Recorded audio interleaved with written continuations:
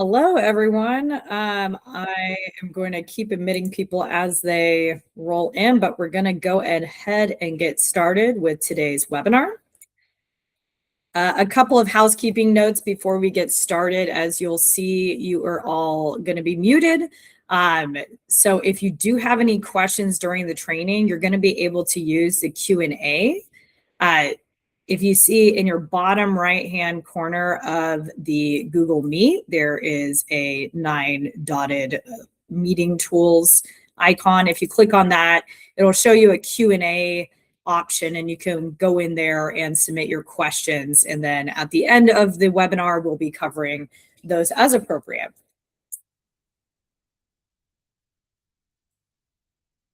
All right. So this is the intro to our summer readiness, setting yourself up for success for the 2026 Summer of Savings. This is the first webinar in a series of 4.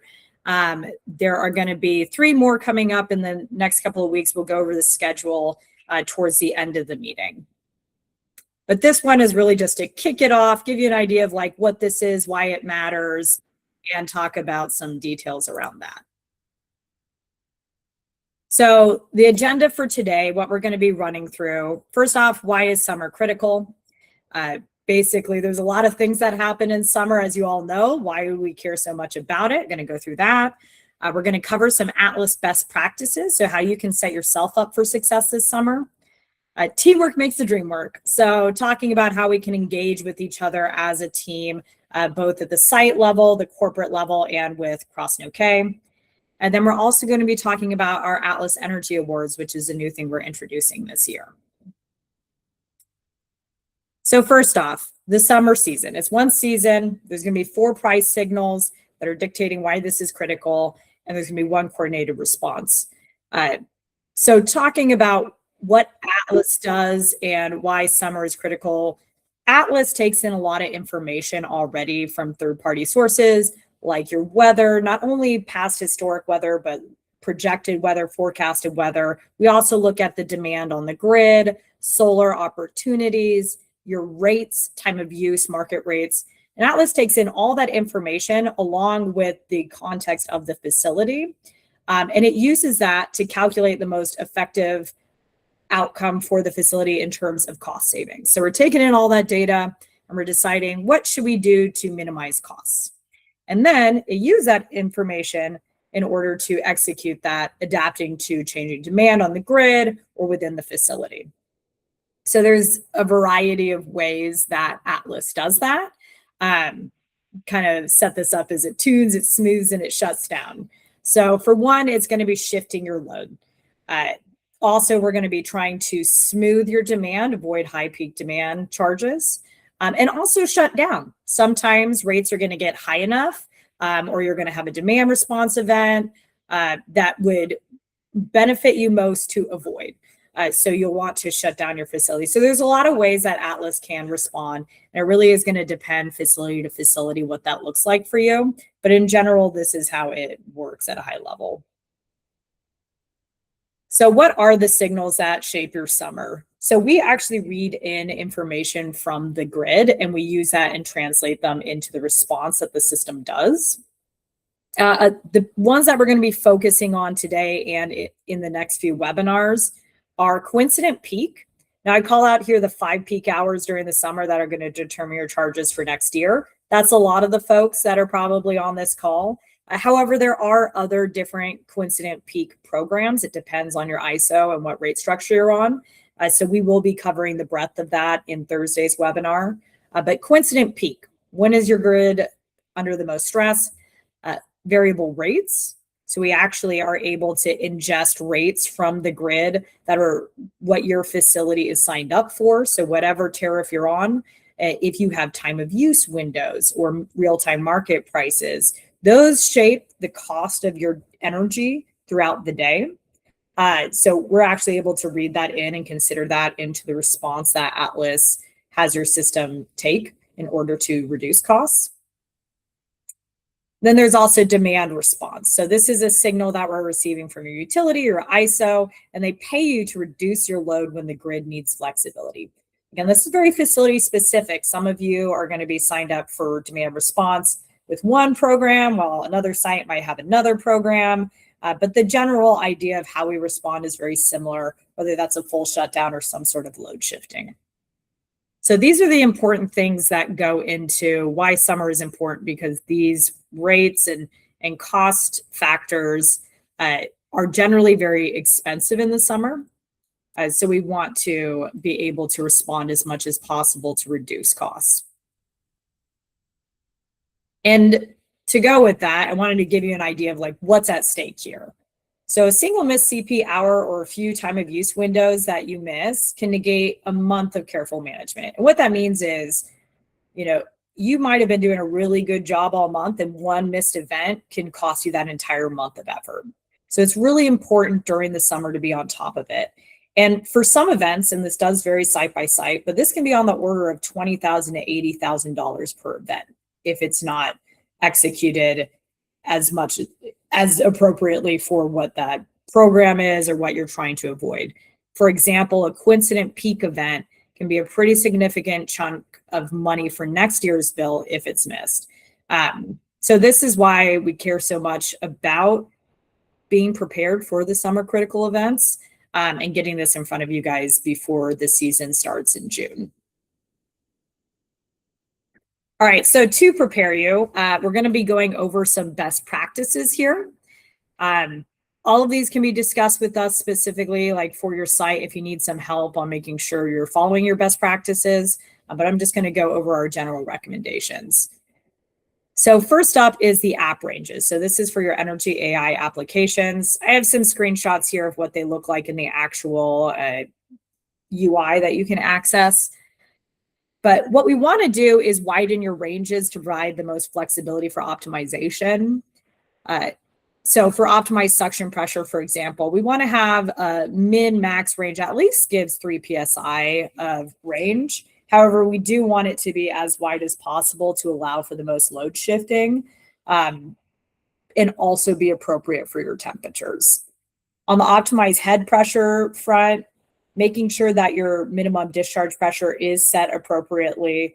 We want it to be as low as you can go and also leverage your defrost minimum as needed. Obviously, going into the summer, most of you are probably going to be operating above your minimum. But for those of you who have enough condenser capacity and maybe it's cool enough that you are operating down at your minimum discharge pressure, really helps on the energy usage front to have that set as low as you can go.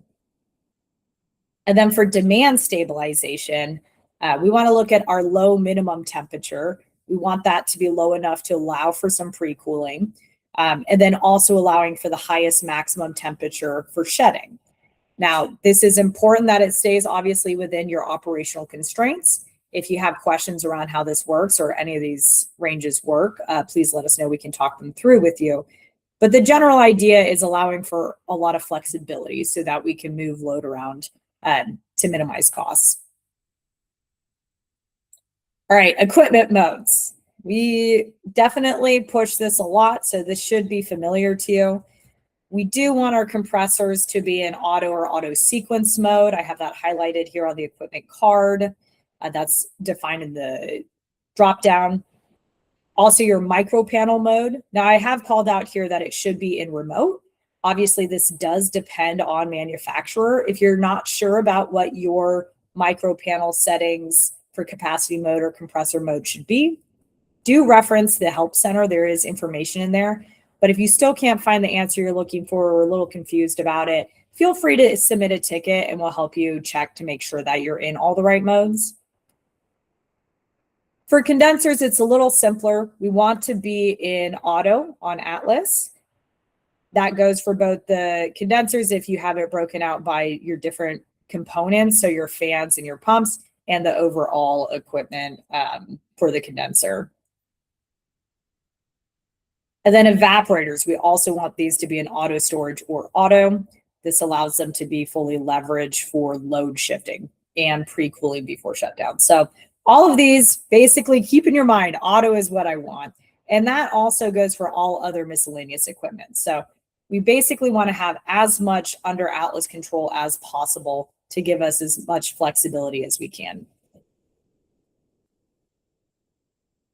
All right, the next best practice is going to be app enablement. So after we've set up all these wide ranges and have all our pieces of equipment in auto, we also need to make sure that our applications are enabled. So to maximize your savings, have them all enabled. This is going to allow us to have the most optimized load shifting to avoid those high cost periods. And whether that's full or shutdowns or partial shedding, all of these apps contribute to that and work together. So it's really critical that all of them be on. And as you can see here in the screenshot, the way to check what your apps are doing right now is to go to the Energy AI page, and you'll be able to see the purple toggle when they are enabled.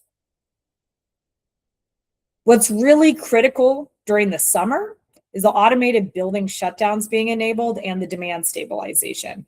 For some of your sites, it might be labeled power scheduling, but in general, those two applications are critical for summer savings. So even if you have to disable optimize head pressure or something like that, these are the most important ones to have enabled, but we do want all of them enabled since they work together. So how do they work together? So they do use the signals from the grid, the utility rates, and your weather data to optimize the site operation for cost savings. And it's using that to shift your load or call for a shutdown. All of the sites are a little different. If you're a facility that knows they can't shut down, we likely have a partial shutdown or shedding in place for you. So having all those apps enable allows us to execute the strategy that we've already defined with you in order to avoid high rate periods or shed load during demand response or during grid peaks. And that's, site dependent. So if you're unsure about how all your apps are working together, again, let us know, submit a ticket, we can talk it through with you. And then the next best practice kind of gets away from how you configure Atlas, but focuses on your role in summer. So a lot of you are likely folks working at individual sites, and you're the boots on the ground. So you're the eyes, you're the voice, and you're the local expert. And we rely on you for good information about what's happening. So a couple of things that you can do. One, set your system up for success. So that's enabling all those apps and setting wide ranges to maximize your savings. If you're unsure about, whether or not your ranges are appropriate, or you're unsure what those should be in terms of corporate guidelines, you have your corporate team that's here to support you as well. So we can figure out where is the appropriate place for you to be set up. The next piece is communication. So we're not there. All we see and all the regional folks or maybe corporate level folks can see is the data. And data is really interesting and good, and it can help us understand what's happening. But you're the folks on site that can hear what's happening, see what's happening, know if equipment's having issues, know if the on-site operations are telling you that they're having moisture problems in a space. So we rely on you to communicate that information. And we trust you to understand what's going on there and tell us, hey, I can't do this today because it's raining in our docks. We want to know that kind of information. And that takes us to collaboration. So working with your support team to make changes. So if we need to modify a strategy because you're seeing something on site and you're running into issues and you tried to do what we set it up to do, but it's just not working, we're here and your project team are here to help you get things set up so that you can maximize your savings. So definitely communicate not only with us, but also with your regionals, your corporate team, anybody who can help you out, maybe your general managers, whatever system you have in place to help you. The more you communicate and the more you escalate these issues, the better off you're going to be and the more likely you are to get help. Now, life happens. We get it. We know things can fail. Equipment fails. Your temperature might drift up. Safety issues might come up, like the wet docks. Sometimes you have to skip a shutdown, and that's okay. And we don't want you to hide the fact that you have to skip it. If you have to skip it, you have to skip it. Safety is number one. Product temperatures are number one. We got to make sure that you guys are okay at the site. So our ask in this is not to disable the automated building shutdown application when you run into problems, or any of the apps really. What we want to do is have some communication around that. definitely submit a ticket if you're finding you need to disable your apps, and let us know the reason, and let your project teams know the reason. But for automated building shutdowns specifically, you do have the option to cancel or postpone shutdowns for a set period of time. I have some videos here just showing when you go to do that, you're going to have the option to put in a reason. And these are actually logged and kept. So the more information you can provide in those, the better. This second one I'm showing here, this is actually the postponing. So if you haven't used postpone until now, this is for, say you have a week where you know you're running into a lot of issues. Maybe you had a compressor fail and you're saying, I cannot handle any shutdowns this week. Don't disable the application. What you can do is you can go in and you can postpone shutdowns for a set amount of time. So it'll allow you to set a date and a time when you're okay for shutdowns to resume. And, you know, maybe there's a month where you just can't do it. You can go and set that up, and then you don't have to keep canceling or skipping shutdowns. But what's really important here, and what I really want everybody to take away, is that leaving a brief reason for cancellation is going to help everyone. It helps us serve you better, and it helps your project understand the context of what's going on at your site. So the more detail, the better. And the next best thing you can do there too is, if you have to disable things, submit a ticket, give us the details on why you're having to disable it, and we will try to help you out as much as we can. If there's something we can do to adjust the strategy, we'll do that. And that brings us to the partnership aspect of this. So not only are we asking you to communicate, but we're also going to be communicating as well. So starting off, CrossnoKaye, what we're trying to do is really prepare you in this preseason. So as we're coming up to June 1st, we are hosting these webinars, the one today and the 3 that are going to be following. We have not only what's being covered in the webinars, but also a best practice guide and videos to help you out. If you're not sure how to postpone a shutdown, or you don't understand, you know, why you need to be doing these shutdowns in the first place, we have documentation to help you on that. That's on demand, so you don't have to come to a webinar meeting to learn about it. Also, strategy updates and testing. So my team and the CrossnoKaye team in general want to tackle the issues you're running into before we even get to the summer season. So we have about 2 weeks left of May. So if you aren't sure that you're confident with your shutdown and startup procedure and you want to retest it, please reach out to us, submit a ticket, email us, and we can help do a test run, see how things go, so that you can be confident going into the summer season that it's going to work well for you. And then if we need to make updates, we can make those updates. It's a lot easier ahead of time, so you're not scrambling during the summer to try to meet things. So overall, your Summer of Savings support team is going to include your Atlas project team. So these are like your corporate partners. Every organization, this is a little different. So if you're unclear on who you can reach out to and who's there to support you, let us know. We work with them pretty closely, but they're here to support you in this, and they want this to go well. Everybody wants to see a lot of savings. So definitely reach out to them. And then from the CrossnoKaye side, we have our customer service team, which you can access at support@crossnokaye.com, in addition to submitting tickets. And then the product success team, which I manage, which we have an email as well for the product success at CrossnoKaye.com. But we can also be reached by tickets. We all get the tickets. It's all one big group effort. So I always like to push towards tickets. And just a reminder while we're on that, beyond tickets, if you do have an emergency situation and need immediate help from an engineer, do call our 24/7 hotline. That number is in Atlas. You can access that. That's to get you the fastest response if it is an emergency or something that's very time sensitive. Otherwise, submit a ticket. We'll get back to you during normal business hours. All right. And then one of the more, I think, fun things about this year that we're going to be trying out is the Atlas Energy Awards. So everybody puts in a lot of effort at the sites to make this happen and to save money for their companies. And we want to reward folks for doing that. So we put together a handful of awards that hopefully will incentivize participation and also give an opportunity to just recognize the level of effort that the site teams are going to be putting in to accomplish this. We know summer's a hard season. It's hot, it can be really humid, it's a hard time for facilities in general. So you putting in the effort to try to do as much as you can during the summer seasons to keep costs low, it's really important, and we want to recognize you for that. So the awards are as follows. Site teams are going to have a couple of awards. So this is for a group effort or facility.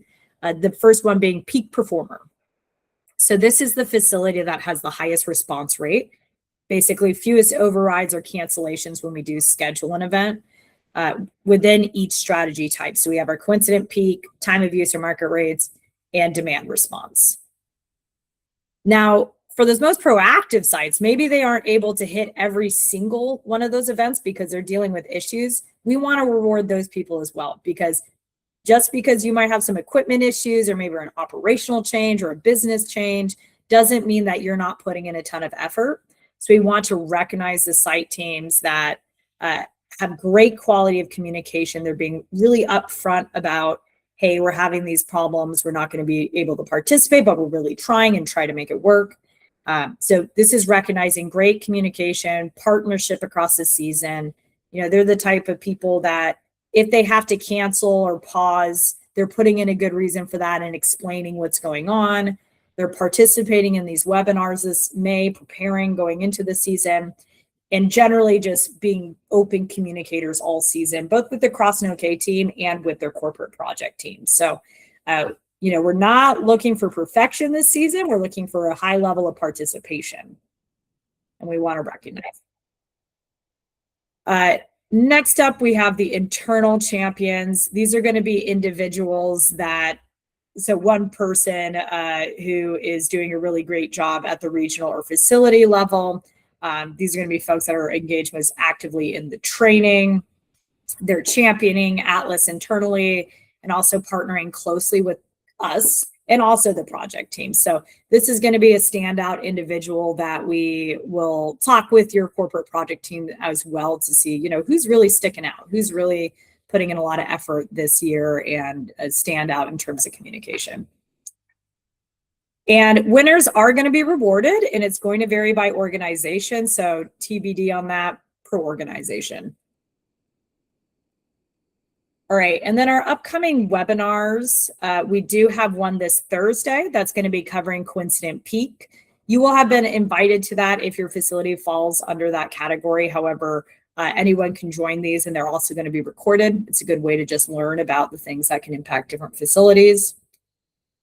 May 26th, that's next Tuesday. This is going to be the time of use and market rate pricing webinar, talking about everything to do with those. And then May 28th, that's the last Thursday of the month, is going to be webinar 4 all about demand response. So I'm going to be talking you through all those different categories and going into more detail on how Atlas responds to those different signals from the grid. All right, so now we're going into our question section. So as a reminder, we do have everybody muted. So if you do have a question, please use the Q&A. That's part of the Google Meet. It's down at the bottom right hand of the Google Meet. You're going to see the 9-dotted grid called Meeting Tools. And if you go into there, you can go into Q&A and you can submit a question. So I'll give you guys time right now to submit questions as you have them. Now note that any site-specific questions, I may push those off to a reach out after the webinar. But anything general that you'd like to ask, go ahead and submit that in your Q&A. I'll give a few minutes for that.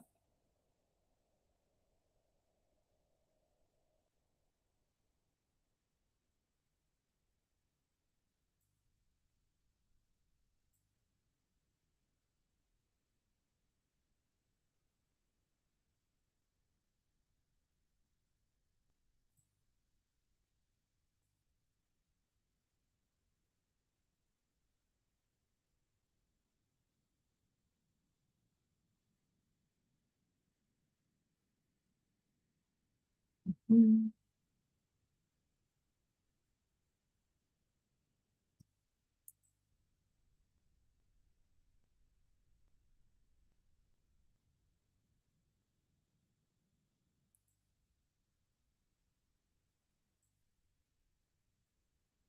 think Ben might be submitting one, so I'm going to give him a second here.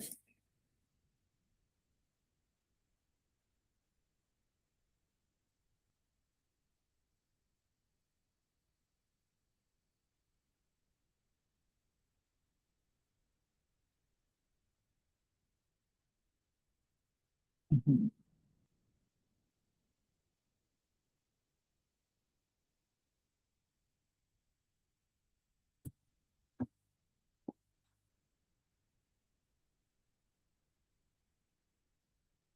Okay, so Ben is submitting a question around Atlas. Seems to randomly want to do a shutdown for an hour during peak times. So I think, and I don't know if you're going to be submitting more because I think you're doing it bit by bit, which is fine. But I will speak a little bit to the different facilities and strategies that are in place. So, for example, coincident peak facilities or facilities with market rates, when we call for a shutdown is going to be dependent on when, for one, with CP, the grid is spiking, which is something that actually is very hard to determine and changes day of sometimes. What we're trying to target there is one specific peak period. And so it might shift around and it might seem like a strange time to be doing it. But that is what's driving it. And we will be going into detail on that in the other webinars that we have. So the coincident peak webinar, we go into detail about what's driving that. And I think if you're able to make that one, we'll be able to answer that a little more deeply. But that is why sometimes the hours might change and it's not a regular hour that you're going to be, potentially looking for. And a reminder that everything that Atlas is taking action on is based off of the information we have from the grid. So if it's a market rate that we're trying to avoid, that's because we're seeing that the grid's going to be spiking significantly in terms of price. And so that could just be during, a single hour on a specific day. Maybe it's 2 p.m. this day, and then next week there's another one at, 4 p.m. another day. And the reason that we're shutting down during those times is because your rate is spiking so significantly. So again, we will cover those in the other sections in more detail. I don't think I have enough time to really go into detail on that for your specific site, but Ben, I will reach out and give you a little clarification based off of your own rates that you guys have. Tim, yes, we can get you guys the link to enroll in the other 3 webinars. I'll follow up with our marketing team to send out another link on that so that you can have access to those. I believe you can also sign up for them in Atlas under the graduation cap. So if you go into Atlas and you see that little graduation cap where you can access the help center, in there should also be an option to sign up for webinars, and you should be able to see all of those upcoming webinars. All right. And yes, Ben, so we do take in information about your demand rates as well. So all of the rates that we have access to, and also we have some hard-coded rates as well, are considered into the cost optimization for a facility.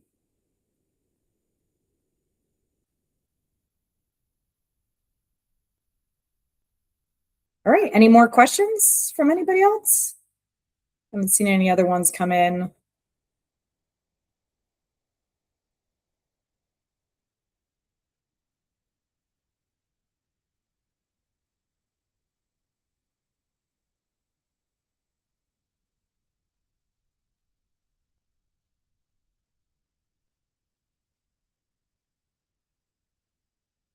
All right.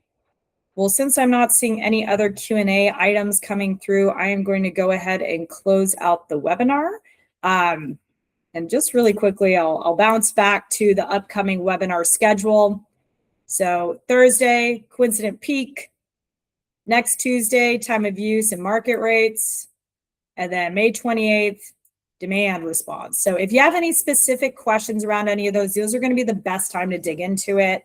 We'll be covering it pretty generally, but I'm going to be leaving time, especially on coincident peak, to talk about regionally specific and ISO specific coincident peak structures, because those do change site by site. They're not all the same. So we'll be able to dig into some of those topics during that time. All right. Well, thank you everyone for joining. Really appreciate it, and looking forward to a lot of engagement from everybody. Have a good rest of your day. Bye.